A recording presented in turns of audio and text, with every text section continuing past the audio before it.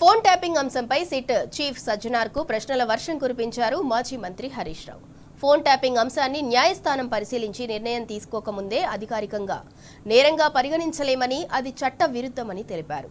Court తీర్పు రాకముందే ఒక నిందను నేరంగా, అక్రమంగా పరిగణించడం ఎంతవరకు కరెక్ట్ అని సిట్ సంస్థ దర్యాప్తు సంస్థల పని సాక్ష్యాధారాలు సేకరించటమే, తీర్పు చెప్పటం కాదని గుర్తు చేశారు.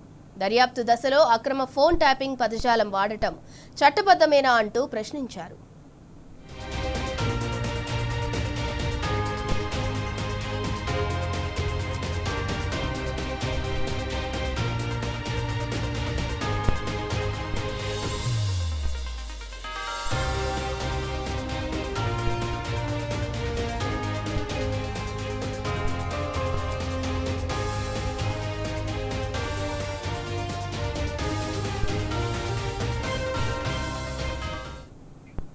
రాజకీయ సున్నితత్వమున్న కేసుల్లో అధికారుల మాట తీరు, దర్యాప్తు పారదర్శకతను ప్రభావితం చేసే అవకాశం ఉంటుందని సిట్ విచారణ తీరును ప్రశ్నించారు హరీష్ రావు.